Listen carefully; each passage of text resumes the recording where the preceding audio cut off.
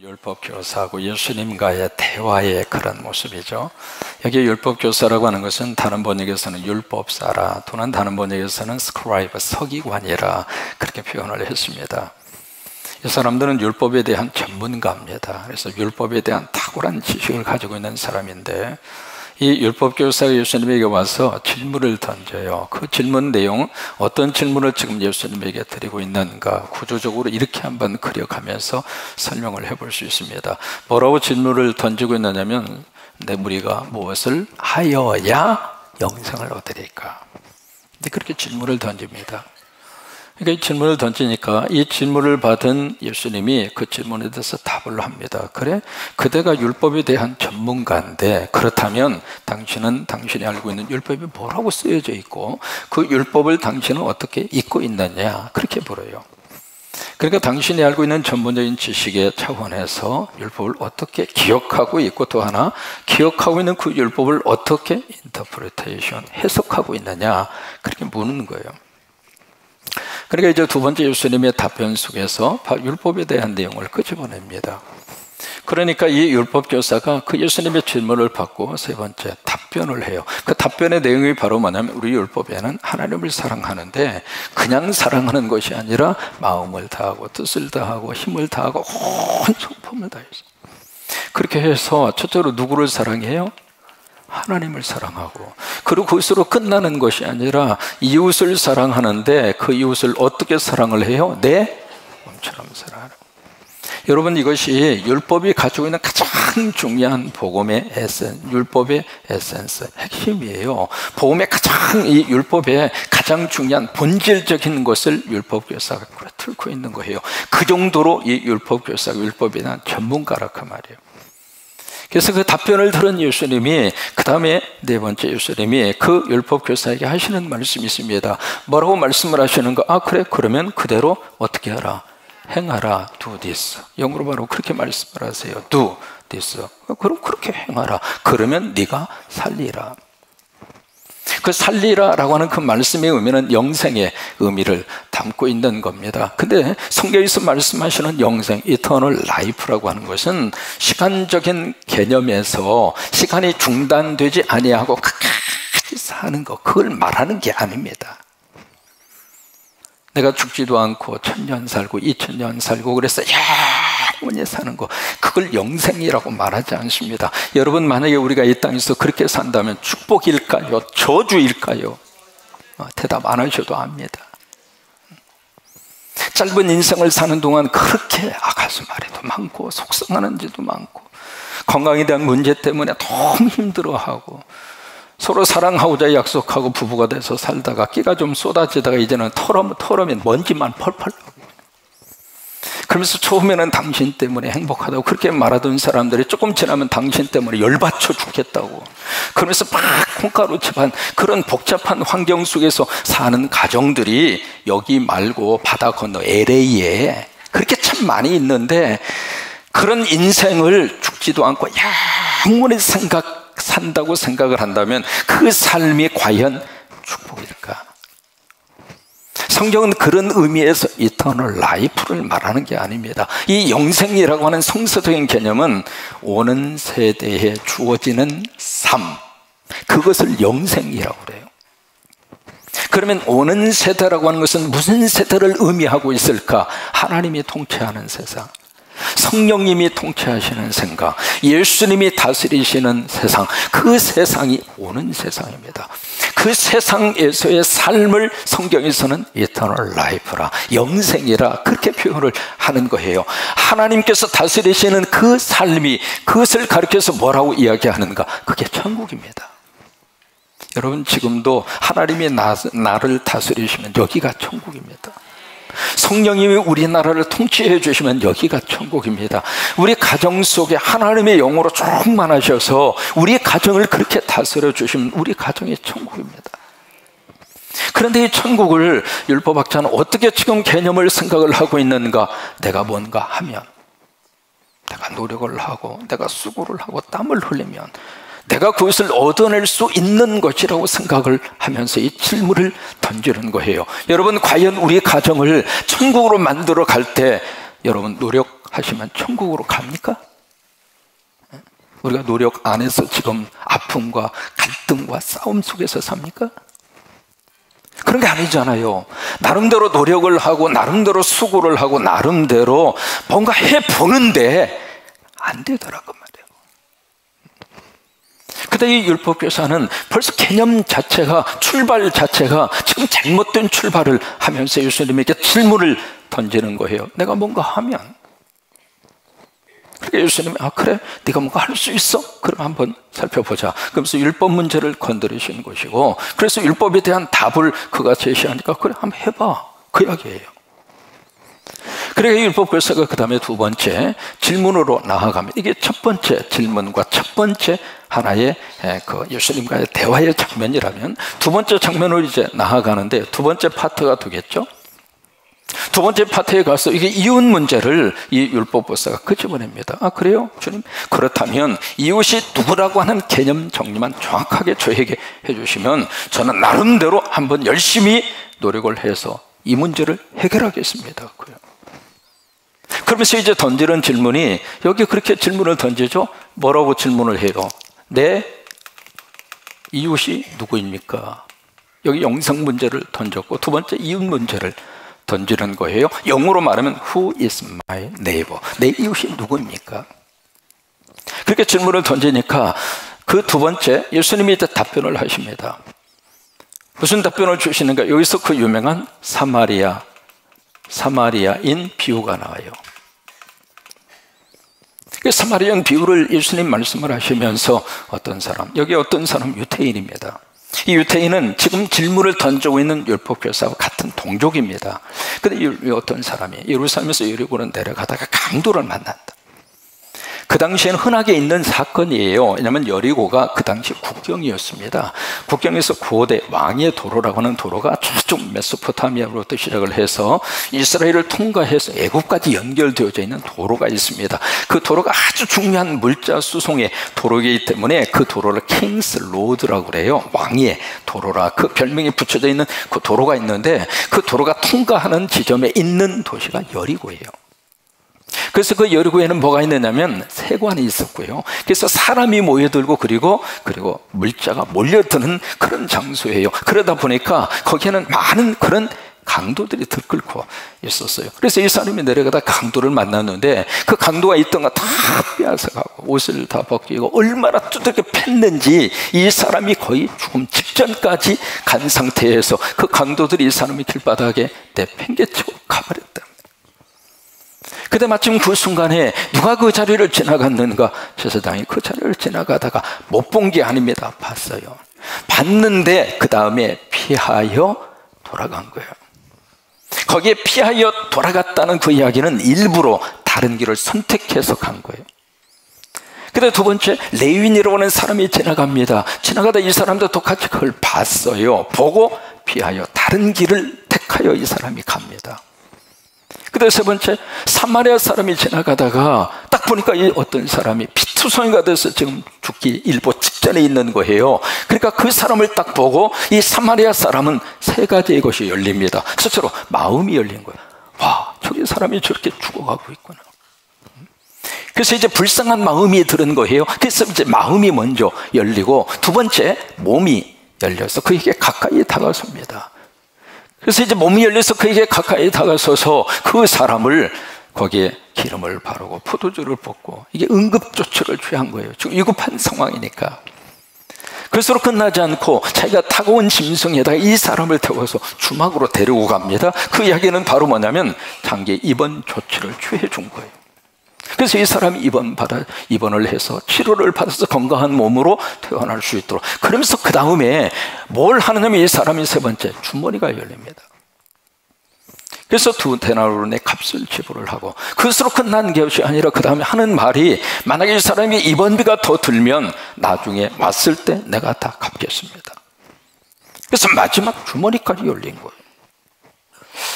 이 비유를 예수님 말씀을 하시면서, 그러면서 그 율법교사에게 질문을 던지면, 네가 생각할 때 이 세 사람 중에 누가 강도 만난 사람이 이웃이겠는가? 여러분, 그 질문을 던졌을 때 그 질문에 대해서 여기 세 사람이 나오잖아요. 제사장, 레위 사람, 사마리아. 누가 강도 만난 사람이 이웃이에요? 그게 누구예요?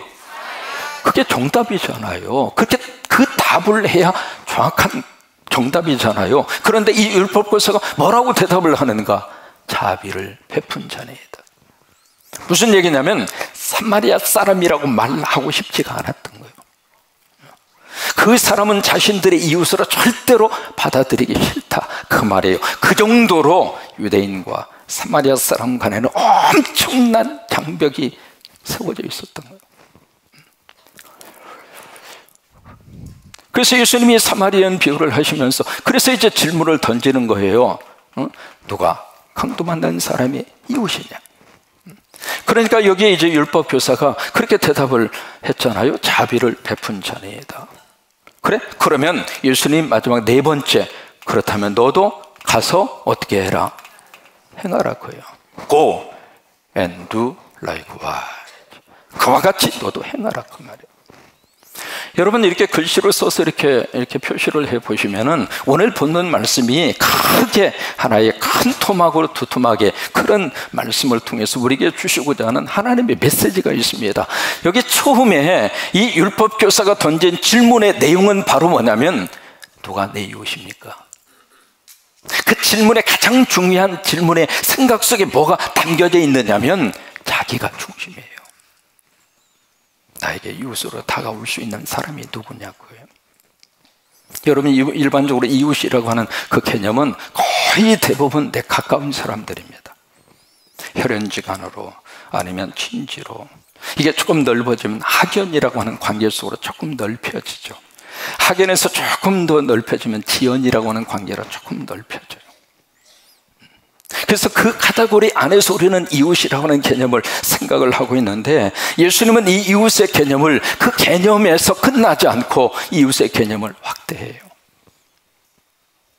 예수님 말씀하시는 이웃에서는 강도 만난 사람에, 그 사람이 나에게 절실히 도움이 필요한 사람이 있다면 그 사람이 혈연적으로, 지연적으로, 학연적으로 아무 상관이 없다 하더라도 몽골 사람 가운데 강도 만난 이웃이 있다면 저들의 이웃이 누가 되어줘야 할 것인가, 그 문제예요. 오늘은 두 가지 면에 있어서 의미 있는 예배를 지금 드리고 있습니다. 첫째로 3일 후면 베트남 하노이에서 북미 정상회담이 열립니다. 1년 전 우리 평창 올림픽을 통해서 하나님이 이 땅에 평화의 문을 조금 열어주셨어요.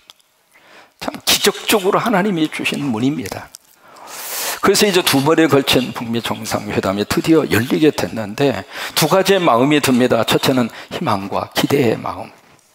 하나님께서 역사하셔서 이 문을 확 열어주셔서 북한도 살고 남한도 살고 끊어졌던 모든 도로망도 연결이 되고, 그리고 철도도 연결이 되고, 하늘길도 열리게 되고, 이게 사람은 왔다 갔다 보면 역사가 나타난다, 그 말.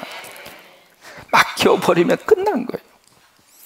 그래서 하나님께서 도와주셔서 정말 이번 교회에 그런 소통의 거룩한 역사가 이루어질 수 있도록 하나님이 함께 하시기를 원하고, 그렇게 우리는 간절히 기도합니다. 왜요? 그것이 우리도 살고 북한도 사는 일입니다. 우리가 북한 사람들을 생각할 때마다 그 사람들은 완전히 지금 강도 만난 이웃입니다. 얻어쳐도 그렇게 얻어터줄 수가 있을까?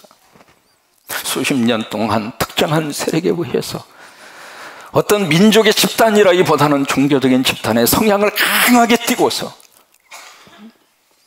저는 그 나라를 가서 봤잖아요.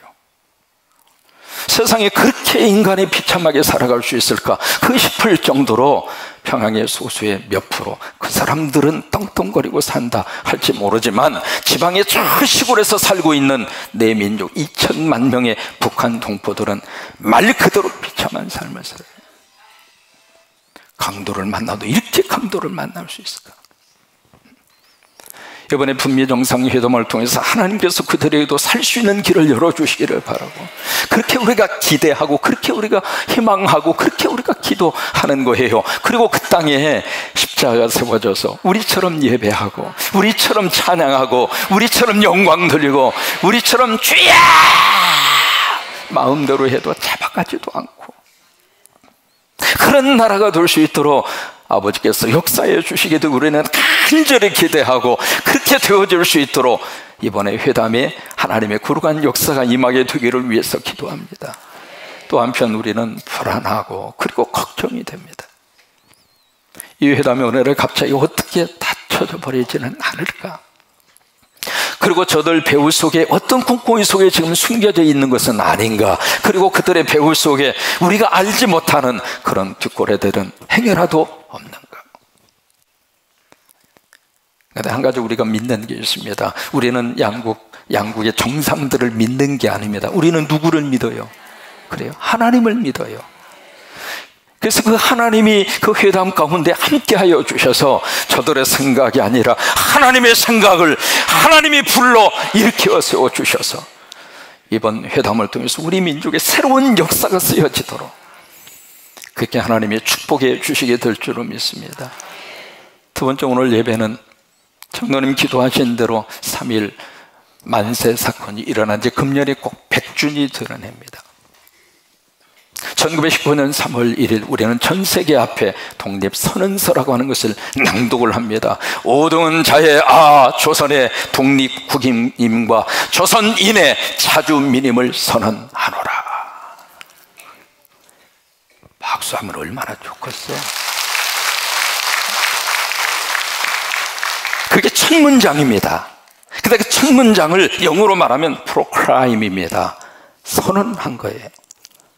전 세계 앞에 우리의 사정을 막 사정하면서 막 어떤 스테이트먼트를 한 게 아닙니다. 어떤 우리의 상황을 그들에게 알리기 위해서 어떤 진술을 한 것도 아니고, 우리가 이렇게 살고 있으니까 제발 도와달라고, help me, 우리 좀 어떻게 좀 해달라고, 그렇게 뭐 도움을 요청하는 그런 탄원서도 아닙니다. 전 세계 앞에 우리는 독립국이다. 남의 나라에 간섭이 일어났고 남의 나라의 주권을 빼앗기고 이렇게 살만한 우리 민족이 아니다. 5,000년의 역사의 뿌리를 가지고 당당 앞에, 세계사 앞에 서 있는 Independence Country, 우리는 독립국이다 그 말이에요. 박수 이제 안 쳐도 괜찮아. 그만 쳐. 자꾸 치면 짜고 치는 거예요. 그래서 우리 조선인은 자주민이다 그 말이에요. 미개한 민족도 아니고. 그래서 일본 앞에 거대한 태산처럼 쌓여져 있는 그들 앞에 우리 한국 사람의 자존심을 가지고 독립선언서를 낭독하고, 종로에서부터 시작을 해서 손에 태극기를 두고 전국적으로 대한독립 만세 함성 소리가 울려 퍼졌던, 여러분 그 당시 우리 한국의 우리 동족들은 말 그대로 강도를 만난 민족이었고 강도를 만난 이웃이에요. 다 뺏겨버렸습니다. 옷도 다 벗겨주고, 주권도 다 빼앗겨버리고, 나라도 빼앗겨버리고, 언어도 빼앗겨버리고, 조상대대로 우리가 쓰고 있었던 우리의 이름 창씨 개명을 억지로 당할 수밖에 없었고, 여러분 군산이라고 하는 지역은 더 뼈아픈 지역 아닙니까? 근대 역사 박물관, 이게 바로 뭐예요? 일본의 수탈의 현장의 분부가 여기 아닙니까? 1년 내내 죽도록 농사지어서 공출이라고 하는 이름으로 다 뺏어서 우리가 지은 농사 우리가 먹을 수가 없이 다 빼앗겨버리고, 그것을 우리가 뻔히 보는 앞에서 다 바리바리 실어서 그냥 전부 다 가져간 강도 만난 민족이었고 강도 만난 이웃이에요. 근데 그 강도 만난 이웃과 더불어서 이게 계속 그 독립만세 운동과 더불어서 그 만세 운동이 어디서부터 일어났는가? 교회입니다. 지도를 2개를 준비를 해서 그 당시 만세 사건이 일어났던 곳을 다 이렇게 표시를 하고, 한쪽 지도에다가 그 당시 교회를 다 표시를 하고 2개의 지도를 합치면 정확하게 일치합니다. 호남 최초로 만세 운동 군산에서 있었죠. 3월 5일 어디입니까? 군산 구암교회입니다. 그러니까 그러니까 교회가 바로 만세 운동의 시작이었고, 교인들이 태극기 들고 길거리로 나가서 만세 운동한 거예요. 그냥 교회에 갇혀서 우리 기도만 하자고, 하나님 앞에 예배만 드리자고, 그리고 끝난 게 아니라 그 말이에요. 강로 만난 민족과 강로 만난 내 이웃의 아픔을 같이 싸매면서, 같이 손에 손을 잡고, 같이 속에서 울분을 터뜨리면서 길거리에 나아가서 같이 그들의 이웃이 돼서 대한독립 만세를 울렸던 그 가장 중요한 핵심에 뭐가 있는가? 교회가 있고 성도가 있는 거예요. 더 일어나세요. 더 일어나셔요. 이 대한독립 만세를 한번 외치고 가야지. 그냥 가면 되겠습니까? 아무 감동 없이 대한독립 만세 할 것 같으면 하지 마. 그 당시에 그런 심정으로 대한독립 만세 일으켰어요. 그 심정, 그 마음을 가지고 대한독립 만세 3번을 하겠습니다. 3번 시작! 대한독립, 대한독립 만세! 마지막으로 대한독립 만세! 감사해요. 감사해요. 1895년도에 우리 한국 역사에 있어서 교회와 성도들이 정말 강도 만난 사람이 이웃이다 라고 하는 것을 각인시켜준 사건이 2가지가 있었어요. 그 첫째는 청일전쟁 이후에 이 한반도 안에 전염병이 확 하고 돌았습니다. 전염병이 돌아서 여기저기에 수많은 사람들이 죽어갔어요. 그것은 사대부 집안도 마찬가지였습니다. 근데 이게 전염병이 돌으니까 사람들이 밖에 출입을 하나도 안 하는 거예요. 그러다 보니까 사람이 죽으면 거적대기를 깔아서 길바닥에 슬그머니 내던졌어요. 그래서 전염병 때문에 그 당시 사대문 안도 마찬가지고요, 그리고 시골도 마찬가지고 대한민국 전체가 시체 썩은 냄새가 진만. 그래도 누구 하나 치워주는 사람도 없었고 치워줄 능력도 안 됐고, 말 그대로 강도를 만나도 이렇게 강도를 만날 수 있을까? 그런데 그 현장에 누가 발벗고 나섰는가? 교회와 성도들입니다. 십자가 완장을 딱 차고, 그때나 지금이나 예수 믿는 사람은 장례식 치르는데 선수입니다.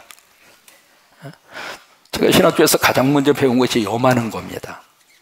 그래서 염을 정성스럽게 해서 시신을 깨끗하게 해서 관에 모셔서 정성으로 장례식을 치른 거예요. 누구도 나서지 않는 그 현장에, 국가도 아무런 힘이 없어서 무엇도 해주지 못하는 그 현장에 교회와 성도들이 예수님의 말씀대로 너희도 가서 이같이 행하라, 그 말씀에 아멘하고, 교회가 강도 만난 그 내 동족과 이웃이 돼서, 그래서 기록에 의하면은 어느 한 동네 304명이 전염병에 감염돼서 죽어가고 있었는데 예수 믿는 사람의 정성으로 돌봐서 그 가운데 145명이 살았다라고 하는 기록이 있을 정도로, 그 모습을 보면서 그때에 우리 백성들이 생각했습니다. 기독교가 무엇인가? 또 하나의 사건이 1895년도 일어납니다. 명성 왕후인 민비 시해 사건. 일본의 순사들이 가장 중요한 우리의 국모잖아요. 거기에 침실까지 구두발로 짓밟고 들어와서 칼로 난도질을 시키고 석유를 뿌려서 그 자리에서 태워버려요. 세상에 이런 짓을 자행한 거 아닙니까? 여러분, 어떤 일이 있어도 나라가 힘이 있어야 됩니다. 나라가 힘이 있어야 됩니다. 어떤 일이 있어도 나라가 잘 되도록 우리가 기도하고, 나라가 힘이 약화되고 나라가 짜부러지기 시작하면 우리는 아무런 의지할 데가 없는 거예요. 그때 그 밤에 가장 불안에 떨고 가장 두려웠던 사람이 누구냐면 호종입니다. 민비를 그렇게 시해한 저 일본 순사들이 자기를 향하여 어떤 공격을 해올까, 그것 때문에 너무 두려워했던 거예요. 그 두려움 속에서 이 고종이 누구에게 협조 요청을 했는가? 선교사님에게 협조 요청합니다.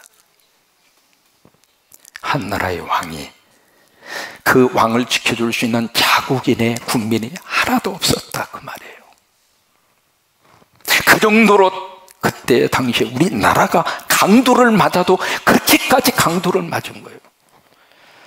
근데 그 도움을 받고 그 협조 요청을 받은 선교사님 가운데 5분이 오셔서 그 고종 황제를 지켜준 거예요. 사시나미 떨듯이 지금 죽음의 공포 앞에서 왕이 벌벌 떨고 있는데 그 밤에 그 5명의 선교사님들이 옆에서 강도 만난 내 나라의 왕을 이웃이 돼서 지켜주고 같이 협력해주고. 기독교가 이 땅에 들어온 지 딱 10년 만입니다. 그때 우리 대한민국 사람들은 기독교가 무엇인가라고 하는 것을 다시 한번 확인했습니다. 교회와 성도들은 강도 만난 내 이웃의 친구구나. 강도 만난 내 민족의 친구가 바로 교회이고 그리고 성도들이구나 라고 하는 그 인식을 그 2가지의 사건을 통해서 그 당시의 사람들이 확실하게 기독교에 대한 개념 정리를 한 거예요. 오늘 시간 주님이 우리에게 다시 한번 묻습니다. 그대는 누구의 이웃인가? 우리가 섬기고 있는 성광교회는 누구의 이웃인가? 말씀드린 것처럼 북한은 지금 철저하게 강도 만난 그들입니다. 경제적으로 압출을 당하고 경제적으로 힘든 삶을 살고 있는 내 이웃이 있다면 그들은 우리가 다가서야 할 강도 만난 이웃입니다. 보험을 모르고 예수를 몰라서 지옥으로 향하고 있는 영혼이 있다면 그들 또한 마귀와 사탄에게 강도당한 우리가 다가서야 할 이웃입니다. 우리 교회와 우리 성도들이 이 예수님의 질문을 다시 한번 깊이 생각하면서 나는 누구의 이웃인가? 이 한 주간 함께 기도하면서 그렇게 살 수 있게 되기를 주의 이름으로 축원합니다. 오늘 말씀을 마음에 묵상하면서 십자가의 그 사랑이라고 하는 복음성가입니다. 다른 사랑이 아니라 십자가의 사랑으로 강도 만난 그들의 친구가 되어주고, 강도 만난 북한의 친구가 되어주고, 강도 만난 복음을 모르고 그리고 지옥으로 가고 있는 영혼들의 친구가 되어주고, 그런 역사가 우리 가운데 임하기를 바라면서 이 찬송 같이 한번 하시겠습니다.